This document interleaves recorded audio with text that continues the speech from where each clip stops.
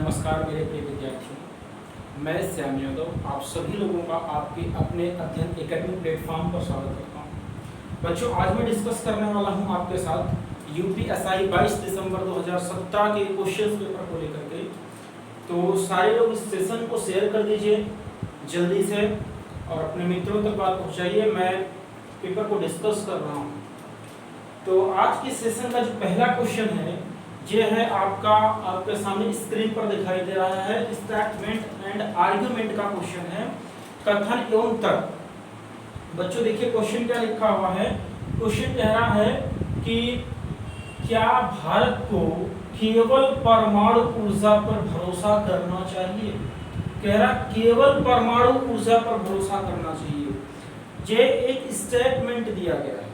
अब इसके पीछे आर्गुमेंट क्या है, तर्क क्या है, इसका तर्क क्या हो सकता है। इसमें दो तर्क दिया हुआ है। अब चेक करना है कौन सा सही है कौन सा गलत है। पहला लिखा हुआ है हाँ। हाँ का मतलब कि जितनी बातें कह रहा है ये सब सही है। हाँ का मतलब एक्सेप्ट कर लिया कि हाँ भारत में केवल परमाणु ऊर्जा पर ही भरोसा करना चाहिए। आगे फिर लिखा हुआ है अपना ये दिया हुआ है रीजन की क्यों हाँ कह रहा है। कह रहा बिजली की मांग को मौजूदा संसाधनों से पूरा नहीं किया जा सकता। फिर दूसरा लिखा हुआ है नहीं का मतलब जितनी बातें कह रहा है उसको पूरा नहीं बोल दिया। कह रहा अगर कोई दुर्घटना होती है तो बहुत बड़ा नुकसान हो जाएगा। अब देखिए यहाँ पर कह रहा कि केवल परमाणु ऊर्जा पर ही भरोसा करना चाहिए। यहाँ लिखा गया कि हाँ तो केवल परमाणु ऊर्जा पर भरोसा नहीं करना चाहिए, एक ही चीज पर डिपेंडेंट नहीं होना चाहिए। इसलिए आपका दूसरा सही हो जाएगा। कौन सा सही है, केवल सेकंड, ऑप्शन नंबर फर्स्ट। आइए अगले क्वेश्चन की तरफ बढ़ते हैं हम लोग। आपका अगला क्वेश्चन कह रहा है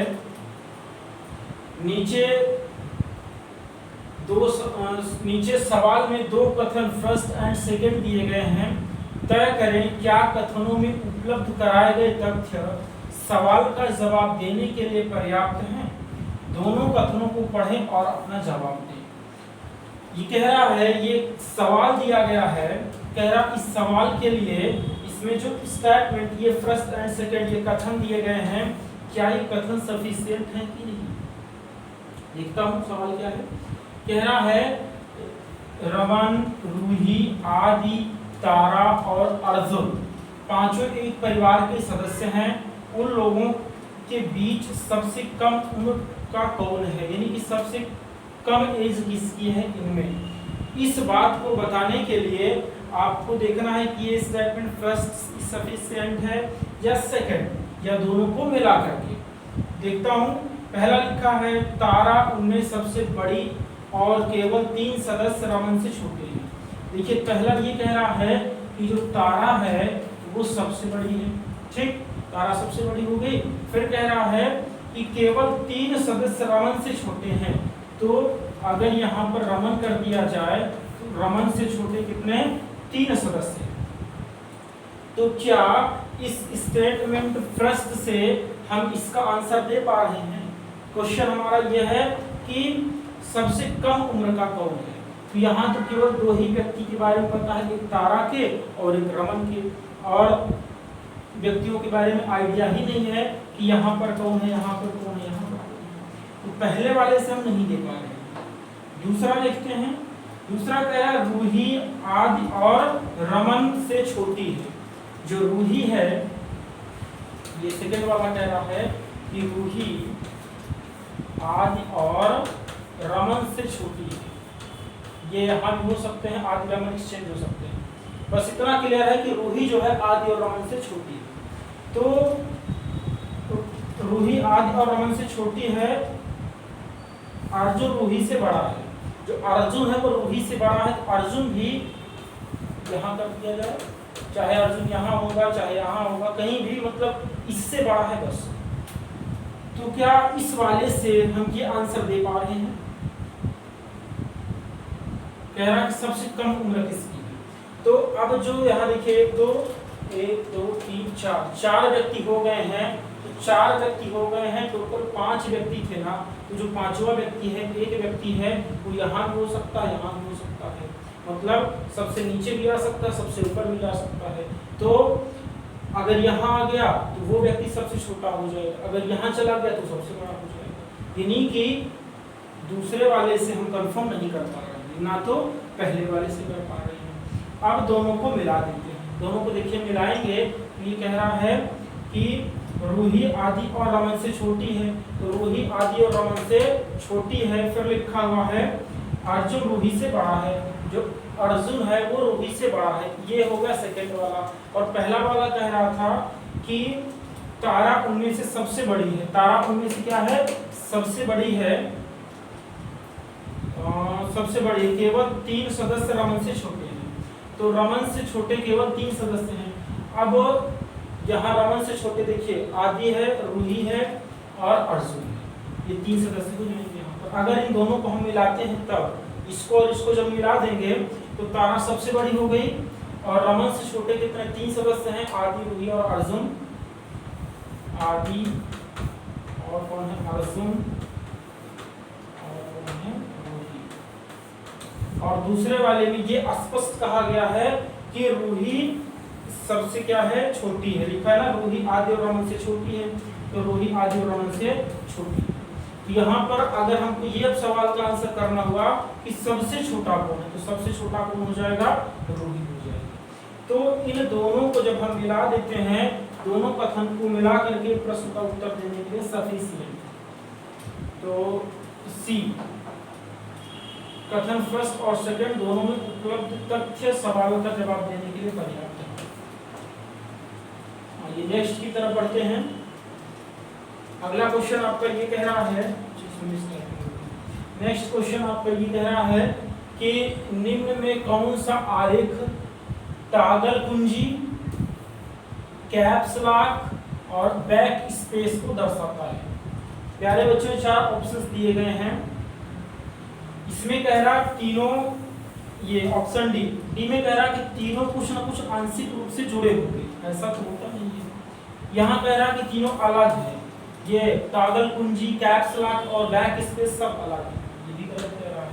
अगर मैं यहाँ की बात करूँ तो टॉगल कुंजी यहाँ कर देता हूँ, ये टॉगल कुंजी, फिर कैप्स लॉक अंदर हो जाएगा, कैप्स लॉक और बैक स्पेस यहाँ कर देंगे, back space. Option number B is your correct answer. कौन सा सही होगा, बी।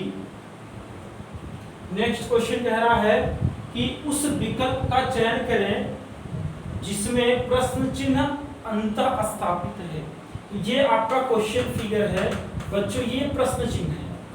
कह रहा कि किस ऑप्शन में ये इंक्लूड है, अंतर्निहित है, अंतर स्थापित है। तो इसके जैसे फिगर आपको चूज करना। यहाँ देखिए, अगर मैं बात करूं ऑप्शन नंबर 3 की, इसकी ऑप्शन नंबर 3 की, तो देखिए ये सर्किल भी दिखाई दे रहा है और इसके अंदर जो ये फिगर है स्क्वायर, ये भी दिख रहा है, फिर ये वाला भी दिख रहा है, ये बाकी सब में नहीं दिख रहा है।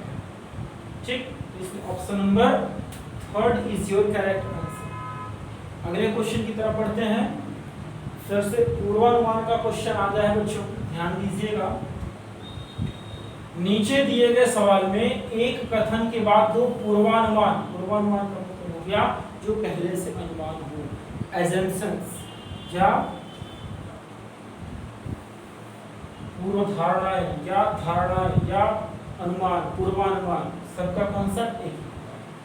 अगर फर्स्ट एंड सेकंड दिए गए हैं, आपको कथन में सब कुछ सच मानना है और फिर 2 पूर्वानुमानों पर विचार करना है, तय करना है उनमें कौन सा तार्किक रूप से किसी भी संदेह से परे कथन में दी गई जानकारी का अनुसरण है। कहने का मतलब ये हो रहा है, ये जो आपका स्टेटमेंट दिया गया है और यहाँ इसके बाद पूर्वानुमान दिया गया है, इनमें बताना है कौन सा सही होगा। तो देखते हैं, कथन दिया गया है हमें पूरे विश्व समुदाय में मौत की सजा को खत्म करने की जरूरत है। पूरे विश्व समुदाय में मौत की सजा को खत्म करने की जरूरत है। पूर्वानुमान इसका ये हो सकता है कि किसी राज्य को अपने नागरिकों को मौत की सजा देने का अधिकार नहीं है, ये सही है। दूसरा कह रहा है केवल मौत की सजा ही अपराध दर कम कर सकती है, ये गलत है। जनरली जब केवल लग जाता है तो गलती हो जाता है। ओनली क्यों? क्योंकि इसका मतलब इसके अलावा और किसी से कम ही नहीं हो सकता है, बहुत सारे रीजन से जिससे कम हो सकता है, इसलिए गलत है। जब कभी आपको पढ़ाऊंगा तो ये सिखाऊंगा कि ऐसे कौन कौन से वर्ड्स हैं जो आ जाते हैं तो गलत है। नेक्स्ट क्वेश्चन है, कह रहा है कि एक निश्चित कूट भाषा में 1210 को 4 के रूप में लिखा जाता है और 1331 को 8 के रूप में लिखा जाता है, उसी कूट भाषा में 2016 को कैसे लिखा जाए? तो बच्चों कोडिंग का क्वेश्चन है, नंबर टू नंबर कोडिंग है, संख्या से संख्या में कोड किया गया है। ये देखिए 1 2 दोनों को जोड़ेंगे, 1 3 3 और 1 4, ये लिखा हुआ है 1 प्लस 2 प्लस 1 प्लस 0, सबको जोड़ेंगे तो 2 1 3 3 1 4, ये 4 लिखा हुआ। फिर कह रहा है 1 3 3 1 8 लिखा जाता है, जोड़ लेते हैं, देखिए 3 1 4 4 3 7 7 1 8, सबके बीच में प्लस कितना होगा 8। कह रहा 2016 को कैसे लिखा जाएगा? तो 6 1 7 7 2 9, 2016 को कैसे लिखा जाएगा? 9 लिखा जाएगा, ऑप्शन नंबर फर्स्ट। आइए बच्चों नेक्स्ट क्वेश्चन की तरफ पढ़ते हैं। अगला क्वेश्चन आपका है, दिए गए सवाल में एक कथन के बाद 2 पूर्वानुमान दिए गए हैं, आपको कथन में सब कुछ सच मानना है और फिर 2 पूर्वानुमानों पर विचार करना है। कहने का मतलब यह है कि यहाँ पर जो आपका ये पूर्वानुमान दिया गया है वो सही है, इसके बाद आपको कंक्लूजन करना है, तो आर्गुमेंट नहीं, assumptions। आनुवांशिक रूप से संशोधित जीएम फसलें भविष्य की पीढ़ी को प्रभावित करती हैं। कह रहा है आनुवांशिक रूप से संशोधित फसलें भविष्य की पीढ़ी को प्रभावित करती हैं। अब देखिए इसका assumptions यानी कि पूर्वानुमान क्या है, पूर्व धारणा क्या है, मान्यताएं क्या है इसकी। कह रहा कि जीएम फसलों से स्वास्थ्य पर प्रतिकूल प्रभाव पड़ता है, ये सही कह रहा है। दूसरा कह रहा है क्योंकि संशोधन का अधिक शोषण हो रहा है, सो लोगों को जीएम फसलों पर भरोसा करना चाहिए, ये गलत। यहाँ देखिए शोषण जैसे शोषण की कहीं इसमें चर्चा नहीं की गई। यहाँ लिखा है आनुवांशिक रूप से संशोधित फसलें भविष्य की पीढ़ी को प्रभावित करती हैं, इसलिए दूसरा गलत हो गया है, ये इनवैलिड है, अमान्य है। पहला कह रहा है जीएम फसलों से स्वास्थ्य पर प्रतिकूल प्रभाव पड़ता है, ये सही है, ये इसमें इम्प्लिसिट है। नेक्स्ट कह रहा है क्वेश्चन नंबर 9, बच्चों आसान क्वेश्चन है, आप लोग आंसर करिए इसका, सारे बच्चे आंसर करें फटाफट कमेंट बॉक्स में, बहुत ही सिंपल क्वेश्चन है, सभी बच्चे आंसर करें फास्ट स्विच। उम्मीद करते हैं कि आप सारे लोग पेन और पेपर साथ में लेकर के बैठे होंगे, तभी प्रैक्टिस करने का मजा आएगा। सीरियस होकर के पेन और पेपर लेकर के बैठा करिए, क्वेश्चन को देखिए और कोशिश करिए कि मेरे साथ क्वेश्चन को बनाने की, ठीक है। तो फिर इससे क्या होगा कि आप लोग की हैबिट बढ़ जाएगी क्वेश्चन को विद टाइम सॉल्व करने। देखिए कह रहा कि पूजा पूर्व से अमीर है, तो जो अमीर को मैं मान लीजिए ऊपर लिखता हूँ, ये कह रहा कि पूजा अमीर है, इससे पूजा पूर्वा से अमीर है, तो पूर्वा क्या है उससे थोड़ा गरीब। फिर कह रहा है पूर्वी पूजा से अमीर है, तो पूर्वी है वो पूजा से भी अमीर है, पूर्वी।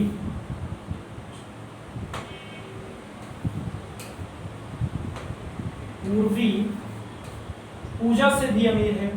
फिर कह रहा है भूमा पूर्वी से अमीर है, पूर्वी से भी अमीर कौन है, भूमा है, बूमा पूर्वी से भी अमीर है और रोमा सबसे अमीर है। सबसे अमीर कौन है? रोमा। रोमा सबसे अमीर है।